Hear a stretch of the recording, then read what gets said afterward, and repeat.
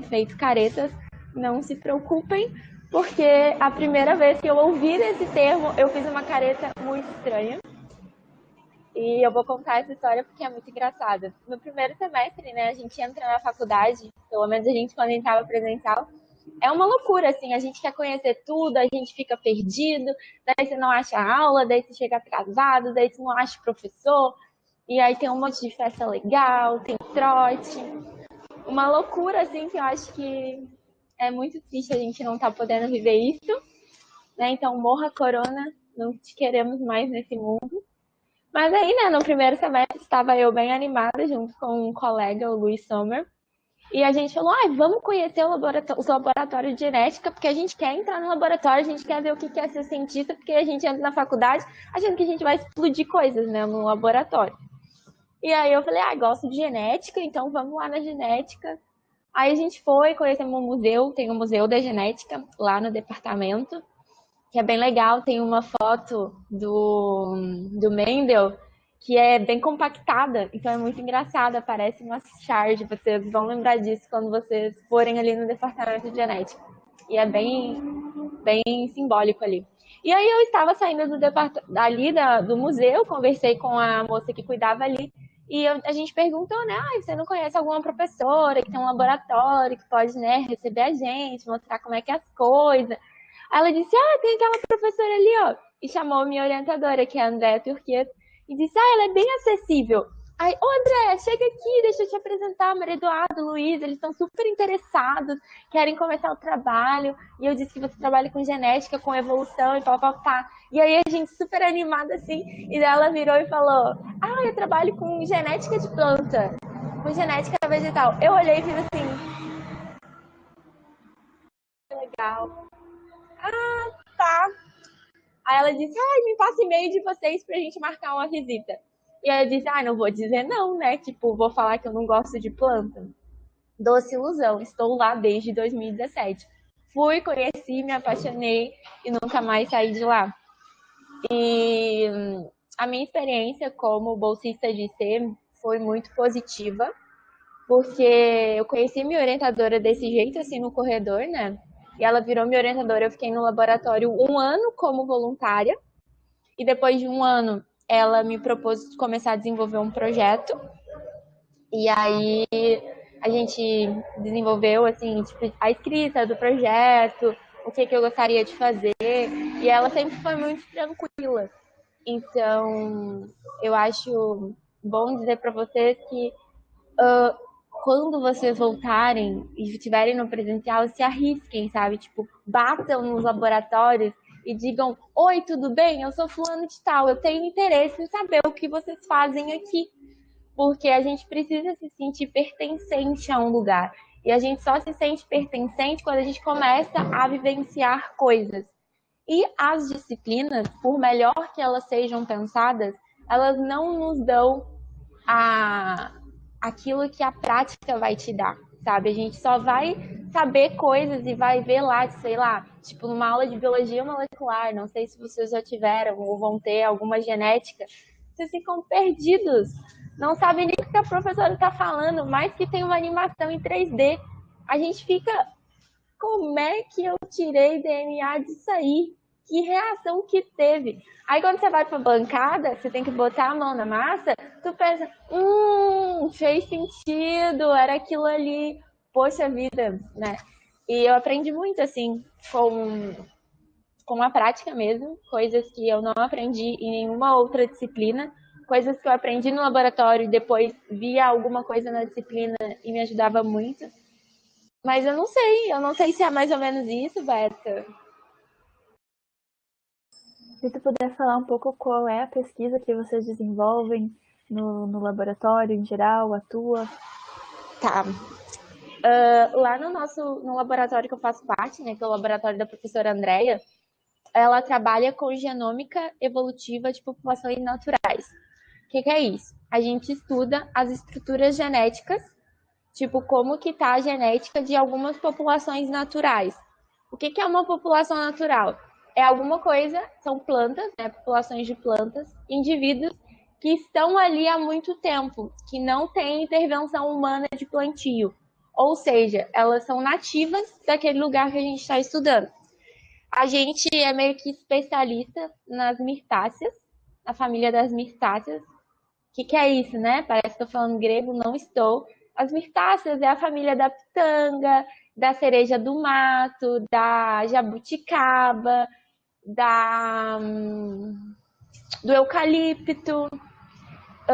Deixa eu ver o que mais. Como é que chama aquela frutinha amarela? Eu lembro só o nome científico. Do araçá. É a família dessas plantas, tá? Tem muitas outras, mas normalmente são essas que a gente tem estudado mais. E aí a gente faz o quê? A gente estuda como que essas plantas evoluíram ao longo do tempo. E aí foi nesse sentido que eu desenvolvi o meu projeto. Deixa só esse ônibus passar. Que eu desenvolvi o meu projeto, que eu tentei, estou fazendo ainda, estou concluindo ele, de identificar genes, ou seja, identificar estruturas que estavam ali no DNA, que davam alguma característica evolutiva para um grupo de plantas, que no caso era a pitanga. Por quê? A pitanga, que normalmente a gente lembra quando fala de pitanga, é aquela árvore comprida que tem o caule meio escamoso, mas que é em estrutura de árvore mesmo. Mas essa é uma característica das plantas que são naturais de ambiente de floresta. As plantas naturais de ambiente de restinga, que é tipo beira de praia, elas são arbustivas, ou seja, elas são árvores bem baixinhas e que têm a folha mais larga. O fruto tem o mesmo sabor, tem colorações parecidas, mas a estrutura das folhas é diferente. E aí o nosso laboratório pesquisa basicamente quais são as características genéticas que podem estar envolvidas nessa diferença dessas populações. É alguma coisa de adaptação só de plasticidade, ou seja, estou aqui, então vou ficar desse jeito, estou ali, vou ficar de outra forma. Ou foram populações que se diferenciaram a ponto de serem totalmente diferentes. Tipo, a gente não... Sabe quando a gente pega, sei lá, cavalo e jumento, e daí dá um... Beta, me ajuda, eu não sei nada de bicho. Um híbrido? Mula. E aí dá mula, isso aí. E aí a mula não é fértil mais, né? Então, tipo, a gente viu que o cavalo e o jumento se separaram em duas espécies diferentes. Mas em algum momento eles tiveram um ancestral comum e algo diversificou eles que eles se separaram. E com as plantas acontece isso também. Então, talvez a gente esteja estudando agora que essa espécie de pitanga, que é a gênio uniflora, esteja se separando em duas espécies diferentes por causa das condições ambientais. E tudo isso por quê? Por pressão seletiva no DNA. E aí a gente faz o quê? Estuda a história evolutiva desses genes. É isso que a gente faz no laboratório. Aí a gente estuda a filogeografia, que é a relação de como as plantas estão distribuídas e as características do ambiente, se é de montanha, se é de areia, se faz frio, se faz calor, a umidade, tudo isso dá para relacionar também. Tem muita coisa, na real. Mas basicamente é isso, assim, tipo, se vocês gostam de planta e gostam de evolução, venham conhecer o Laboratório de Genética Vegetal da professora André. Ela é maravilhosa, ela é perfeita. É o melhor laboratório da URGS. O Hector tava digitando alguma coisa. Tu quer mandar agora, Hector?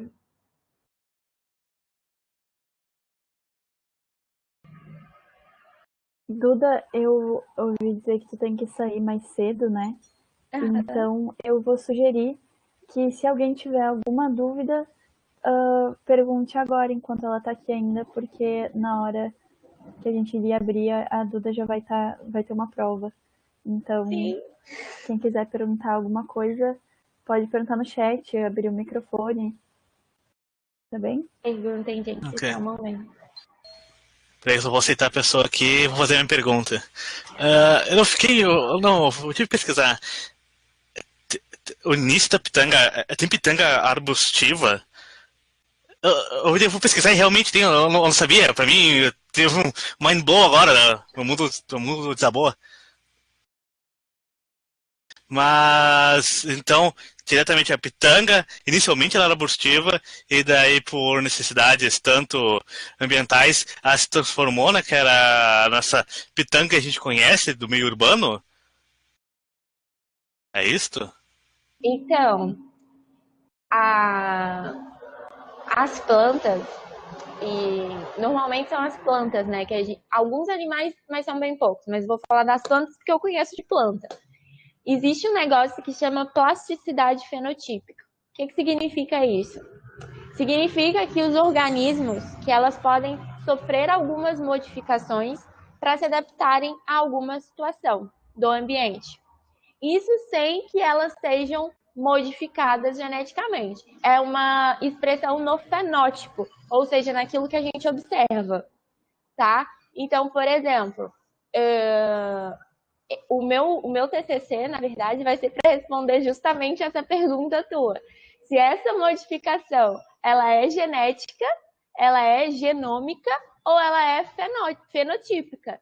Se ela é um processo de adaptação ao ambiente, de uma maneira de transformação genética e diversificação, ou se ela só está se mudando morfologicamente para ficar naquele ambiente.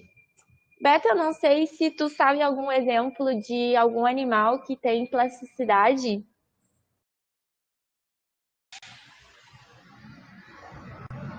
Fenotípica, não sei exatamente, mas comportamental tem várias. Por exemplo, o próprio cervo do Pantanal, por exemplo, que eu estava lendo hoje, ele consegue, ele por pressão enfim, da gente, né, antropomórfica, ele acaba mudando o comportamento, né, dos animais, e daí eles acabam ficando mais noturnos, que é quando a gente não está tão ativo, né? Então, em animais tem bastante isso de comportamento, né? De plasticidade do comportamento. Deu para entender mais ou menos, Hector? Deu sim. Eu vou ficar no aguardo das tuas respostas para saber. Fiquei curioso. Olha, depois eu posso deixar meu e-mail, meu celular, me adicionem no WhatsApp, que aí eu convido vocês para assistir meu TCC. Olha, Claro! vocês vão descobrir.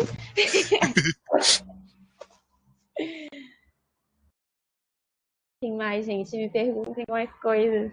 Coisas que vocês tenham curiosidade sobre genética, sobre plantas, sobre vivências na graduação, né? Estamos aí há quase 4, 5 anos na URGS. Podem perguntar.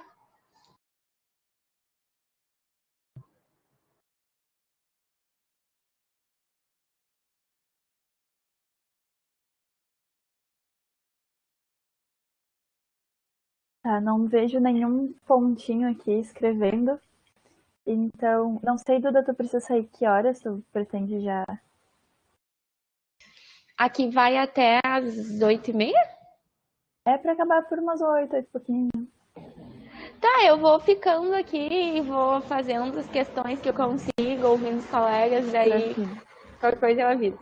Tá, que daí eu passo agora pro Tobias.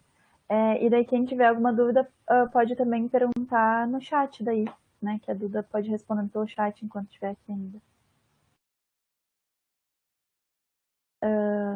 Pode vir então, Tobias.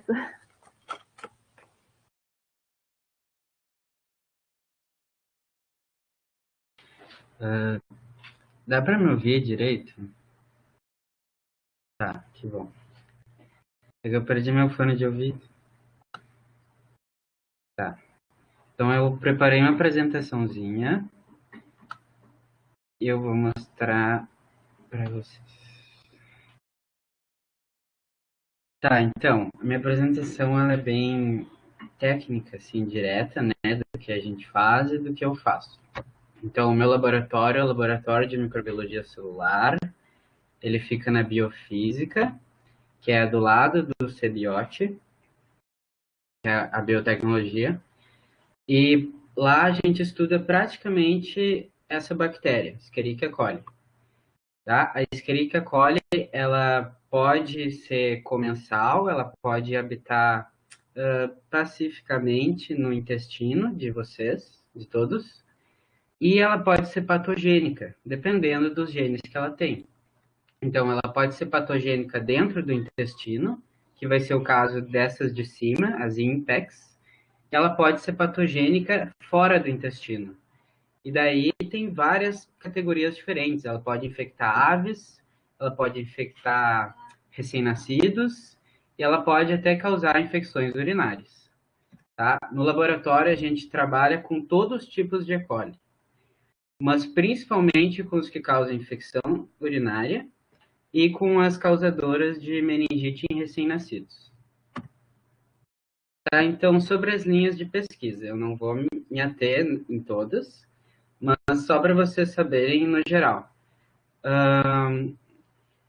Tem a doutoranda Vivian e o Bruno, que é a IC, eles estão investigando a presença de genes relacionados à resistência microbiana em pinguins. Mas por que eles fazem isso? Imagina que esses dois pinguins aqui, eles são pinguins antárticos. E esse daqui é o pinguim de Magalhães, que seguido para aqui em Tramandaí, acaba acalhando, e daí o Seclimar pega para tratar dele. Enfim, é um pinguim que tem muito contato humano. E daí o que eles esperam com esse estudo é entender como as populações de pinguins antárticos são tão diferentes, são tão isoladas de populações humanas, é de se esperar que eles tenham, que as bactérias que habitam no intestino deles tenham menos genes de resistência. Porque nós, populações humanas, nós adoramos tomar antimicrobianos, nós adoramos tratar galinhas com antimicrobianos, nós adoramos antimicrobianos. Então, o que a gente quer com essa pesquisa é avaliar se a interação humana está chegando até os pinguins da Antártica. Tá? Talvez não tenha ficado tão claro, mas é que essa não é a minha pesquisa, tá? Tá, outra pesquisa interessante é a que o João está desenvolvendo com a IC Maria Fernanda, que ele está tentando relacionar a quantidade de vírus, de coronavírus do esgoto com o número de casos de uns dias seguintes. Então, ele está tentando ver se é possível prever quando vai ocorrer um aumento no número de casos. E parece que até tem certa relação. Parece que até é possível prever, mas ele tem que estudar ainda um pouco mais. Aí tem outras linhas. A doutoranda Vivian, essa é a tese de doutorado dela. Ela investiga genes envolvidos no metabolismo de trehalose, nessa linhagem de Escherichia coli, BEM 2908, que é uma das linhagens que a gente mais trabalha no laboratório.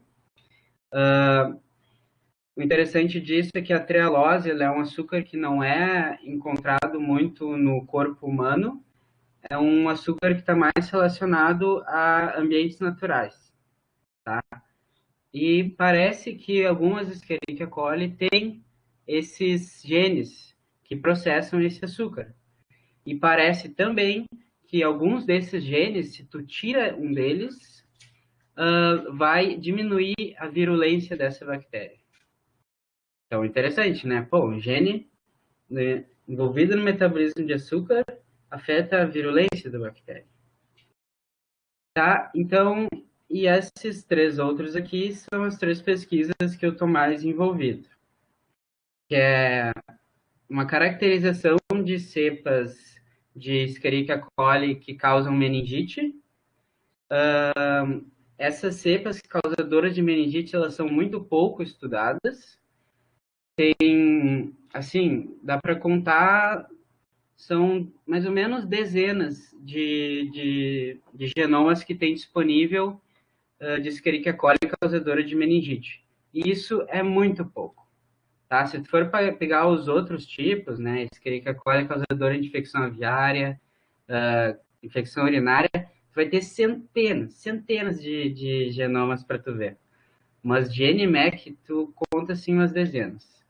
E o importante dessa coleção que a gente vai construir, a gente está construindo, é que vai ser talvez a maior coleção, quer dizer, é a maior coleção do Brasil de Animax, mas talvez vai ser a maior coleção de todo o hemisfério sul do mundo. E uma das maiores coleções do mundo também. E além disso, outro projeto que eu também estou envolvido é na montagem e caracterização do genoma dessa linhagem de E. coli, que é a BEM 2908, que tem vários estudos sobre ela, nossos. E além disso, a gente tem 2 projetos atualmente de popularização da ciência. Eu sou bolsista BIPOP, tá? De BIPOP é popularização da ciência. Eu estou nesse projeto aqui de construir uma página na web sobre a origem da vida. E também tem a outra bolsista, que ela é um outro tipo de bolsa, que é a Bienque, que ela está construindo um curso de microbiologia para a formação de professores. Tá? Mas então, assim, o que eu faço, assim, mais especificamente? Tentem ignorar a dela.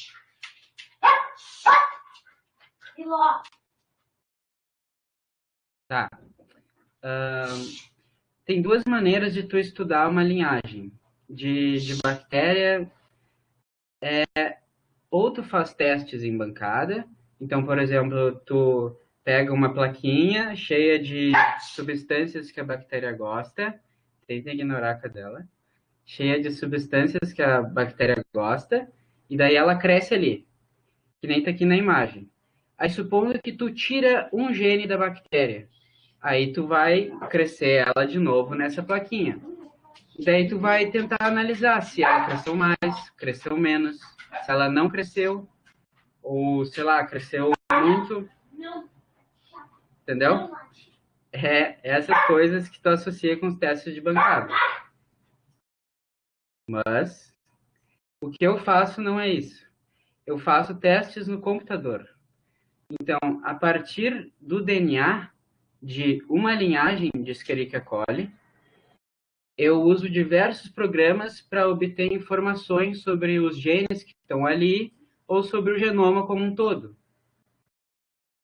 Então, olhem só, isso é mais ou menos o resultado de um sequenciamento. Né? O sequenciamento é isso daí, de a partir de uma bactéria, tu obtém todo o genoma dela. O genoma de uma E. coli tem mais ou menos 5 milhões de letrinhas. Aqui só tem algumas delas, é só o iniciozinho. Então, como que eu vou saber que gene é o que nessa bagunça? Não tem como eu saber, né? Mas aí é que tá. Escherichia coli e muitas bactérias e organismos, eles são estudados, o DNA deles é estudado há muito tempo. E já há muito tempo se sabem que algumas sequências identificam alguns genes, sequências específicas. E daí existem programas que eles pegam todos esses resultados que pesquisadores ao longo de muito tempo estudaram e se tu botar um arquivo desses aqui, cheio dessas letrinhas, ele vai te dizer, esse programa, que de tal a tal lugar tem tal gene, e de tal a tal lugar tem outro gene. Esse processo de dizer que gene está em qual lugar e o que representa um trecho dessa sequência aqui, se chama de anotação. Tá? O programa que eu mais uso para anotar é esse daqui, é o RAST. Mas tem muitos outros programas. Tá? Então, esse daqui é esse arquivo aqui, ó. Se eu passar para o RAST esse arquivo, ele vai me gerar um arquivo anotado. E também em aminoácidos. Tá? Para quem não sabe, o DNA ele tem nucleotídeos. E os nucleotídeos codificam a sequência das proteínas do teu corpo. Vocês vão ver isso mais com calma em biologia molecular. Mas então, o RAST, passando aquela sequência de letrinhas, ele me devolve mais ou menos isso daqui. talvez você não saiba muito bem o que quer dizer uma quinase, né? Por exemplo, o que quer dizer esse nome de gene? O que acontece com os nomes de genes é que eles já dizem a função do gene no nome dele, mais ou menos. Então, quando tem quinase, significa que é uma proteína que vai adicionar um grupamento fosfato em um composto. Então, aspartato quinase é uma proteína que adiciona um fosfato no aspartato, que é um aminoácido. Homoserina quinase é uma proteína que adiciona um fosfato numa homoserina. E, seguindo a lógica, treonina sintase é uma proteína que sintetiza a treonina. Então, é isso que esses programas de anotação fazem. Eles te dizem o que é aquele gene. Aí, a partir de um programa, a partir daquela sequência inicial, grandona lá, ou do resultado do RAST, a gente pode obter muitas coisas diferentes. Então, por exemplo, isso é uma análise que eu fiz, que eu peguei o genoma, aquele arquivo inicial, e comparei com outros genomas de outras linhagens de E. coli. A gente faz esse tipo de análise para tentar descobrir o que o genoma da E. coli, dessa BEM 2908, ou da E. coli que tu queira, tem que os outros genomas das outras linhagens não têm. E daí tu investiga esses espaços em branco aqui, ó. Os espaços em branco, eles dizem uma região que tem genes que a BEM 2908, nesse caso, possui, que outras bactérias não possuem. E no caso dessa região, por exemplo, é uma ilha viral, que já foi estudada. Outra coisa que tu também pode fazer, se tu coletar o genoma de várias linhagens de Escherichia coli e várias sequências de genes, pode construir uma tabela mais ou menos assim. O interessante dessas tabelas é tentar encontrar algum gene, isso daqui são todos nomes de genes, tá? Tentar encontrar algum gene específico que represente que esteja presente em alguma Escherichia coli, causadora de meningite, por exemplo, e não esteja presente nas Escherichia coli que causam infecção aviária. Então, aqui, todas essas IAL, né, essas bactérias, elas são causadoras de meningite. O interessante aqui, nessa análise, seria tentar encontrar algum gene que tem nessas bactérias e não tem em bactérias aviárias, como, por exemplo, a BEM 2908, que é essa aqui representada, a PECO1, é outra cepa aviária, entendeu? Com essas análises, tu consegue ter uma visão mais global do que representa aquele genoma. E aqui é um dos programas que a gente usa para fazer essa análise. Mas tu também pode, ao invés de analisar o genoma, pode analisar um gene específico. Essa análise, tu pega o gene específico de várias bactérias diferentes, né, várias linhagens diferentes, e compara usando um programa de alinhamento. No caso, esse daqui é um resultado de um desses programas, o Cluster Omega. Aí ele te diz, tipo, ó, essa sequência aqui é o início de um gene que codifica uma fímbria, a ponta de uma fímbria em Escherichia coli. Aí tu vê que é uma sequência que ela é comum para muitas Escherichia coli. Mas existem pontos-chave que têm certa diferença. Por exemplo, aqui, a gente vê que algumas cepas têm valina e outras cepas têm alanina. Ou aqui. Tá? Eu vou passar, tá, gente? Aí, tem essas análises mais simples, que tu usa 1, ou 2, ou 3 programas, mas com bioinformática tu consegue fazer muita coisa. Só depende do quanto que tu sabe.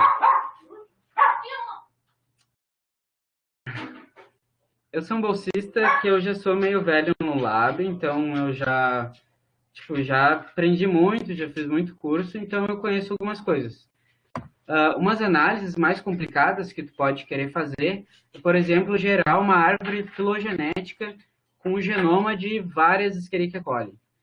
Então, tu compara posições específicas do genoma, aleatoriamente, e usando diversos programas. Então, para fazer essa imagem aqui, eu tive que saber Python, daí eu usei esse programa OrthoFinder, eu usei o Clustal Omega, eu usei esse programa aqui para gerar a árvore, e depois eu usei esse programa aqui para visualizar a árvore. Então, à medida que tu vai aprendendo mais, tu vai conseguindo fazer mais coisas. Tá, então aqui eu estou terminando. Só para vocês verem um pouco das instalações do laboratório. São duas salinhas parecidas com essa. Aí tem mais duas salinhas pequenininhas, que uma delas eu fico, onde tem um computador para mim, e outra salinha pequenininha minha chefe fica. A orientadora do laboratório, que é a Fabiana Horn. E, por mim, eu queria mostrar isso. Eu espero que não tenha ficado confuso e que a cadela não tenha atrapalhado tanto. Tá bom, pessoal? Muito obrigada, Tobias. Como a Duda foi exceção, as dúvidas para o Tobias vocês podem ir anotando ou escrever no chat, que daí a gente vai liberar depois, junto com a próxima apresentação. Obrigada, Tobias. Tá bom. Então, a próxima é a Kathleen. Oi. Oi. Só tô iniciando aqui, tá editando. Tranquilo. Tá aparecendo pra vocês. Agora foi. Então, boa noite, gente. Eu sou a Kathleen. Primeiramente, eu vou falar que eu não tô nesse laboratório, mas foi de grande aprendizado pra mim. Então, eu fazia parte da neurobiologia da memória, lá em 2018. Então, tudo começou quando eu era bicho e a minha amiga falou, bah, consegui um IC. E eu fiquei, como assim? Primeiro semestre a gente consegue um IC. E eu comecei a bater de porta em porta, junto com a minha amiga ali. Então, a gente sabia que tinha de neurociências, que era uma área que a gente se interessa bastante. Então, a gente ficou sabendo que tinha na biofísica.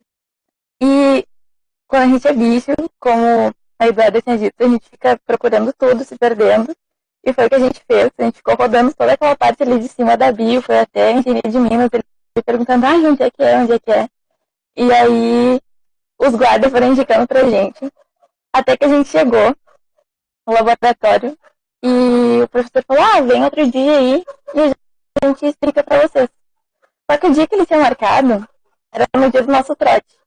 Então a gente foi avisar pra ele todo pintado que a gente não ia conseguir participar. E daí a gente ficou, nossa, que imagem que a gente tá passando, né? Mas foi muito legal, depois a gente marcou de novo e começamos a entender a rotina do laboratório. E era ver a parte mais comportamental e depois de consolidação da memória. Então, eles trabalham com memórias principalmente aversivas e o contexto. Então, é uma relação entre um e outro. E vem todos os testes de comportamento, e depois de dissecação, daí tem a parte de imuno, e cada bolsista, que tem lá mestrando, doutorando, ele vai seguindo uma área dentro das vertentes da neurobiologia. Então, quando eu era IC, eu fiquei 2 anos lá, a gente via muito a parte de consolidação da memória e sistema límbico. Então, também tinha a parte olfativa, porque a gente usava as cobaias que eram ratos. Então, a gente utilizava muito do contexto e de cheiros também. Então, às vezes, eles tinham as memórias aversivas e a gente testava se com um barulho ou com um cheiro elas voltavam, mesmo sem ter a parte aversiva. E depois a gente cronometrava, era mais ou menos assim, as relações que a gente fazia. Mas também tem com exercício, que um dos mestrandos estavam fazendo. E também nessa parte de comportamento, tinha algo que a gente poderia levar também para o ser humano, assim, em tratamentos. Até tinha uma das vertentes que era de transtorno pós-traumático. E, se eu não me engano, testaram e deu certo, assim, então eu já não estava mais, mas fiquei muito feliz em saber que realmente a gente vê um avanço tão rápido, foi bem impressionante. Então, quanto às experiências também, o pessoal é muito aberto a dúvidas e a te ensinar. Eles gostam muito de treinar vocês e realmente levar a gente para os eventos. Tive muitas experiências de ir ver os outros falar e tudo mais. Então, foi bem interessante, assim, para minha formação como IC, porque às vezes a gente chega muito perdido na universidade e até na hora de pegar o IC não pensa muito, tipo, pensa, pô, que legal, eu tô no laboratório, mas às vezes não pensa se é realmente isso que a gente quer. E lá eu vi muito essa parte deles ressaltarem, tipo, é isso que tu quer, tu realmente quer estar aqui e a gente vai te apoiar. Mas sempre pensar nas tuas decisões que tu vai ter no futuro. E também testar, sabe? Tipo, eu mudei de curso, então eu não sou mais em biologia, mas não quer dizer que aquela experiência não foi boa pra eu ver o que eu queria e o que eu não queria, sabe? Eu gostei muito do meu IC, mas eu vi que outras áreas não estavam pra mim. Então, sempre é bom experimentar, não se prender, mas também se prender. Se tu sente que é o que tu quer, continua, vai na fé, sabe?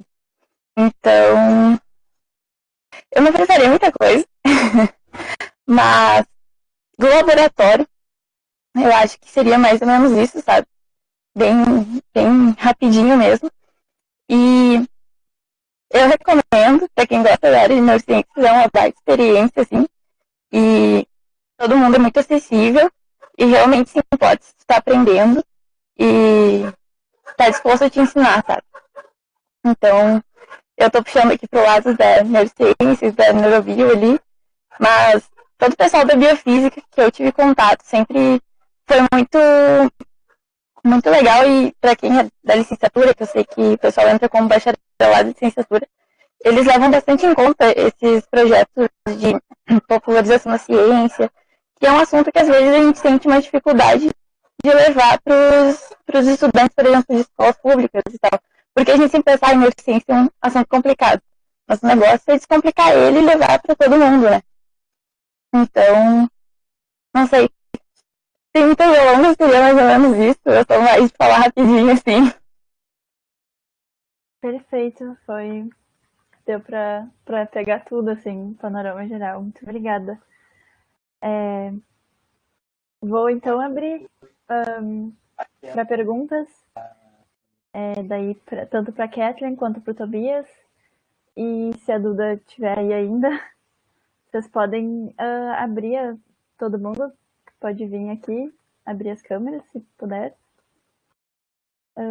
Quem tiver dúvidas, pode abrir o microfone ou mandar pelo chat mesmo.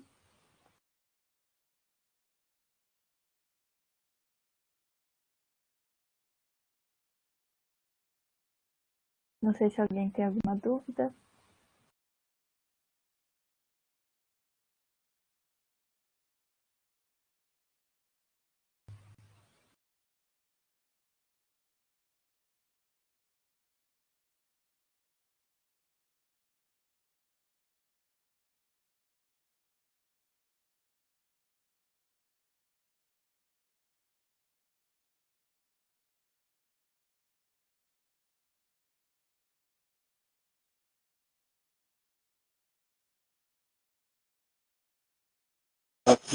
Gente, se der ruído, é porque meu namorado tá falando aqui.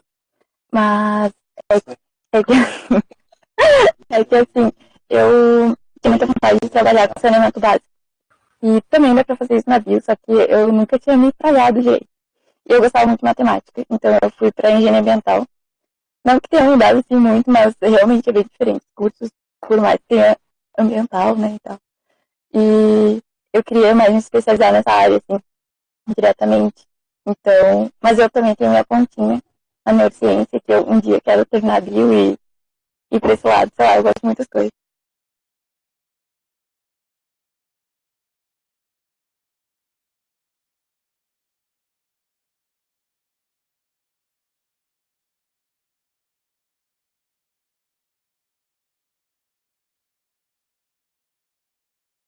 Acho que quem quiser botar seu contato ali, ou do lab, do seu lab, para o pessoal ter.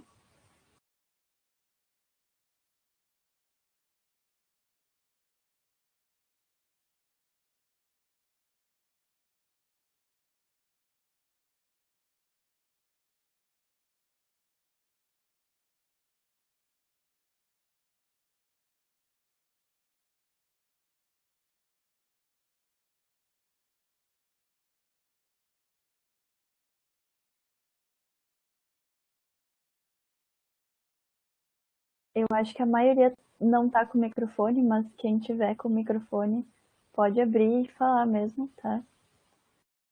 Fiquem à vontade.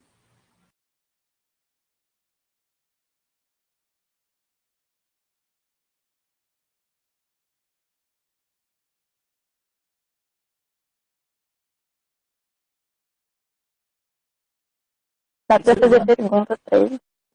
Oi? Perdão, não te ouvi. Dá pra fazer perguntas pra eles? Tipo, se eles têm Claro. vontade de Ah, tá. participar de iniciação agora ou esperar passar. Fiquem à vontade. Nesse gancho que a Kathleen falou, gente, não se agora, mesmo a gente estando em pandemia, tem muitos trabalhos que a gente consegue desenvolver remotamente. Tipo, eu não entrei tanto no mérito, eu acabei lembrando quando o Tobias estava falando, mas todo o meu projeto durante os 4 anos da minha iniciação científica foi com bioinformática. E antes eu fazia no laboratório, com os computadores de lá, e agora eu consigo tipo, mobilizar os dados no meu computador e enviar para o computador do laboratório fazer as análises. Tipo, então, dá super para participar de alguma iniciação científica, seja como voluntário, seja entendendo como os laboratórios funcionam, agora na pandemia, até para vocês irem experimentando essa parte e depois não chegarem tipo com sufocados de tanta coisa que vocês querem experimentar quando voltar ao presencial, né? Então é uma coisa válida e que eu acho importante vocês saberem que é possível.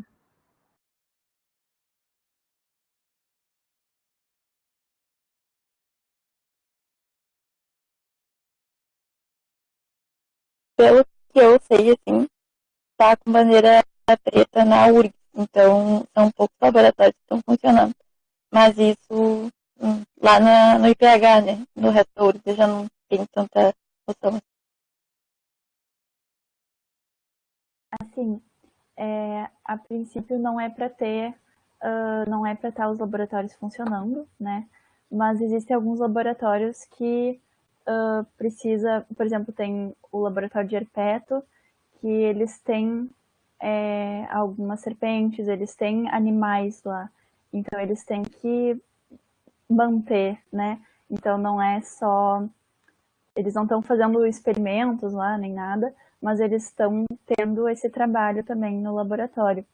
Eu sei que no laboratório do Tobias, de vez em quando, um dos mestrandos vai lá fazer alguma análise e volta para casa e daí trabalha com os resultados. Então, a cada muitos dias vai lá, faz uma coisa rapidinho, volta. Então, acho que depende do lab, assim, não sei se mais alguém tem alguma vivência. Ali no meu lab, quem tá indo é quem tem que tocar experimento mesmo de bancada. Mas eu que trabalho com informática, é que nem a Maria Eduarda falou, eu fazia tudo no meu computador. Só que meu computador estragou. Daí esse reserva aqui, ele é do trabalho do meu pai, é um Windows XP, assim, antigão. Daí eu tô em osso, assim, no trabalho, até consertar. Mas é isso daí, é trabalhando em casa, quem trabalha com informática, quem tem curiosidade, pá, pode mandar e-mail que eu, pá, posso falar de qualquer coisa, assim, eu adoro bioinformática.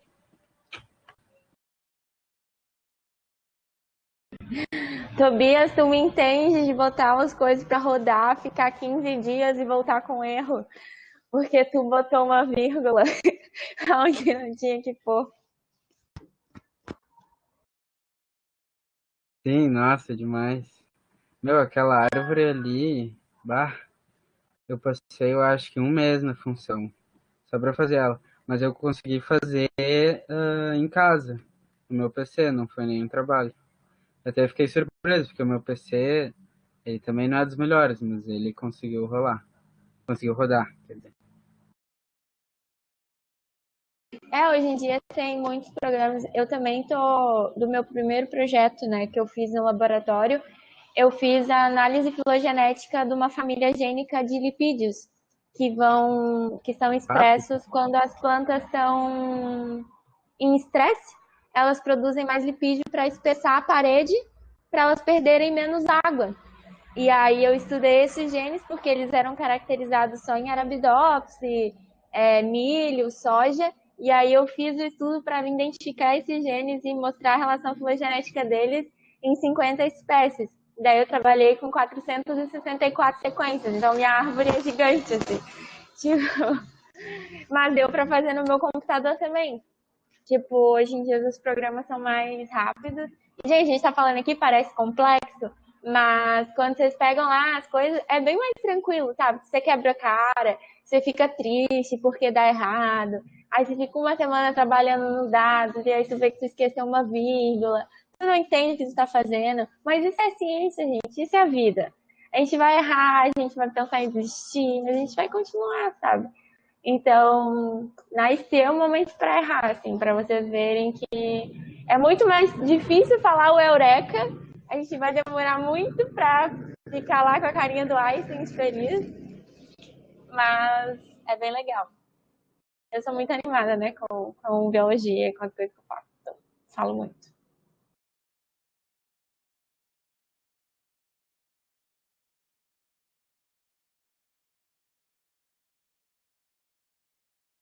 Tô vendo que o Egg tá escrevendo. Não sei se algum dos bichos tem mais alguma pergunta. Estão quietinhos hoje.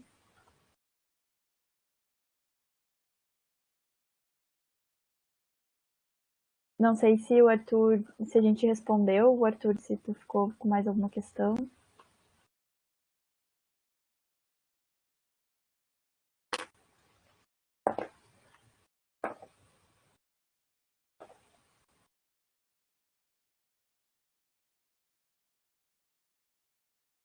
Gente, conta pra gente no chat que áreas da biologia vocês têm gostado mais nesses primeiros semestres.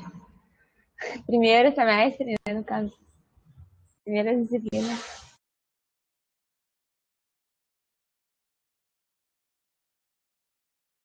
O Egg botou uma mensagem importante ali.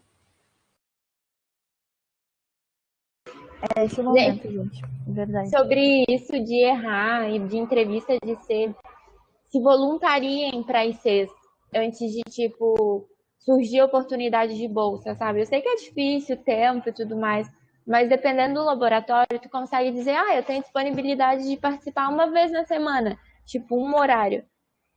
Faz diferença quando tu já tá como voluntário, porque surge bolsa e às vezes tu já tá ali e eles nem fazem seleção, porque tu já tá ali como voluntário. Tipo, isso aconteceu comigo. Tipo, foi direto porque eu já tava 1 ano de voluntária. Então, ser voluntário em laboratórios é bem importante.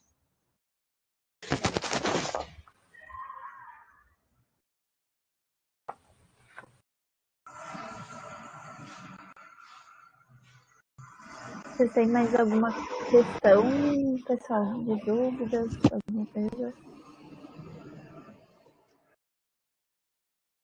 E se não, não tem nenhum pontinho aqui escrevendo. Não sei, agora tem.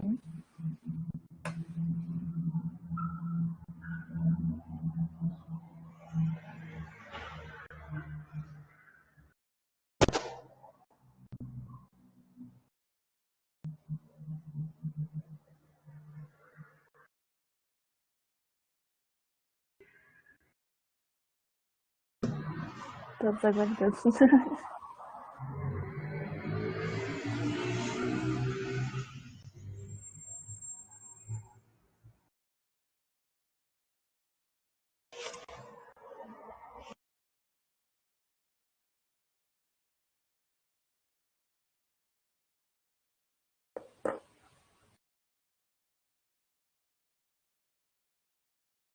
Quem quiser responder aí. No meu caso, Geral. eu não sabia que eu curtia. Quando eu entrei no meu lab, na verdade, foi por causa de disponibilidade de bolsa mesmo. Então, abri uma bolsa, eu fui lá, fiz entrevista e daí passei. Mas eu não sabia nada, não foi bem cair de paraquedas assim. Até o meu início no laboratório foi bem assim, eu não aprendi, eu não tive a melhor orientação, porque a minha chefe, ela é muito boa na bancada. E daí ela falou com um professor do Centro de Biotecnologia para me ensinar bioinformática. Só que o professor era muito ocupado, assim, ele tinha as funções dele, as pesquisas dele não me dava muita atenção, assim, sabe? Daí no início foi bem difícil, assim. Teve momentos que eu queria sair do laboratório. Mas depois que eu me liguei assim, tá, não, eu preciso começar a aprender sozinho.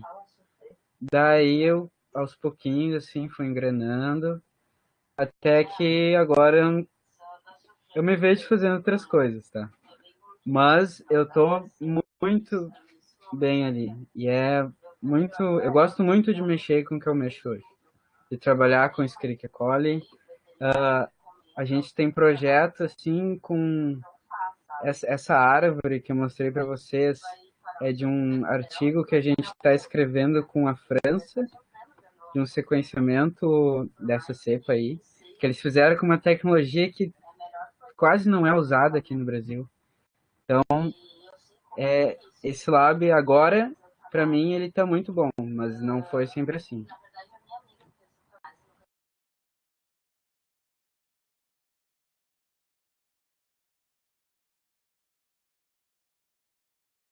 Não sei se as gurias querem falar alguma coisa, mas assim, Isabela,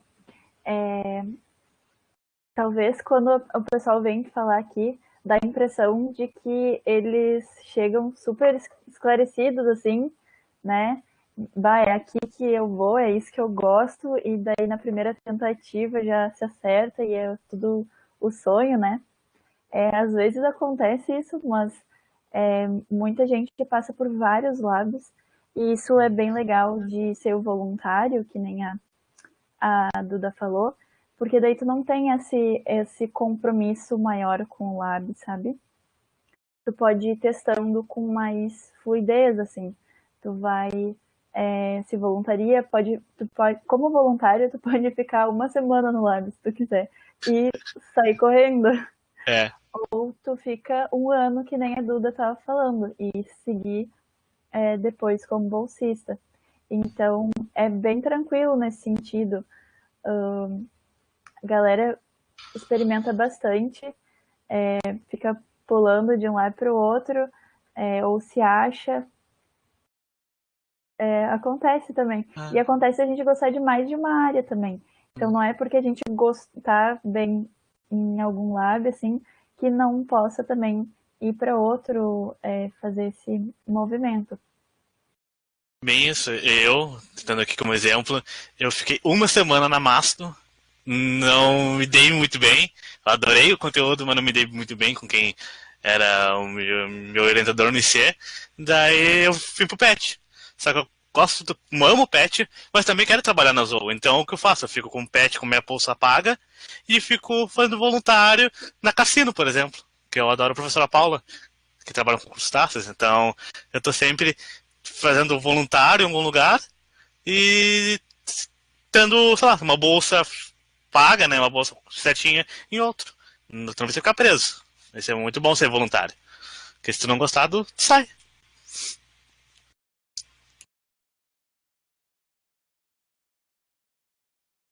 Isso que o Eck falou. Opa, perdão.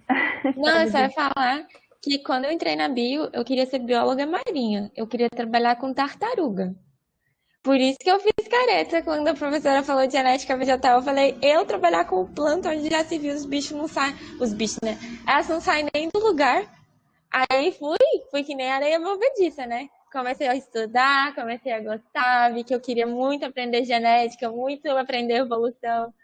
E é assim, gente, a gente não entra sabendo de tudo. A gente vai mudar muito ao longo do curso. Muito. E vão surgindo oportunidades diferentes, né? Então é bem tranquilo e fluindo, assim.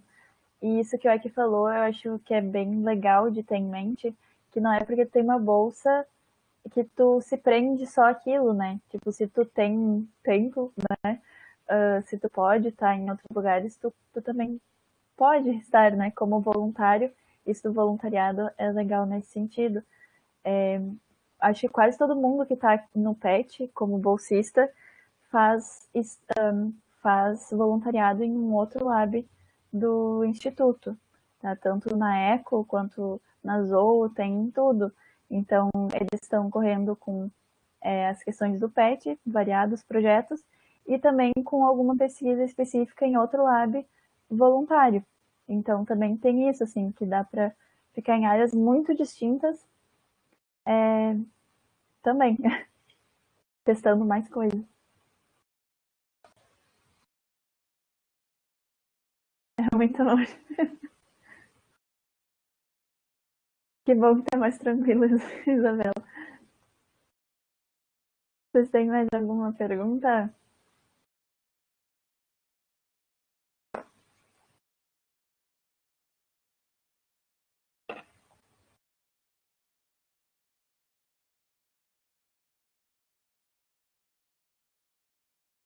Não vejo pontinhos.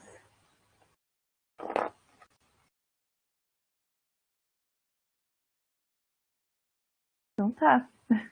Então, gente, se ninguém mais tem perguntas, acho que a gente vai encerrando. A gente já tá uns minutinhos depois das 8. A galera passou o contato, né? Então, se vocês tiverem interesse e quiserem saber mais, né? O pessoal tá disponível para de novo ali outra vez. Então, fiquem à vontade. Se quiserem falar com a gente também do PET, vocês têm o e-mail do PET. Queria agradecer muito, né, vocês por terem vindo falar um pouquinho com a gente, trocar as experiências e tal. E agradecer muito os bichos também por terem topado e escutar um pouquinho. Espero que que eles tenham conseguido inspirar um pouco, assim, tirar algumas dúvidas, alguns medos e crescer a vontade de ficar na bio. Eu sei que é bem complexo, né? Ensino remoto, mas que mesmo no ensino remoto dá para fazer algumas coisas, mas algum dia passa o ensino remoto, então também tem perspectivas, tá bem? E uma coisa, quem puder avaliar o nosso encontro, temos ali nas notas compartilhadas o formulário de avaliação. Se vocês falarem que é totalmente anônimo, então se vocês puderem avaliar, se gostaram, ou deixar alguma sugestão, tá ali. Então é só clicar e nos ajudar, tá bom? Muito obrigada, então, gente. Boa semana a todos. Bom final de semana, bom final de semestre. Espero que todos passem bem, tranquilo. Bom TCC para quem tem TCC. E é isso. Muito obrigada. Beijinhos.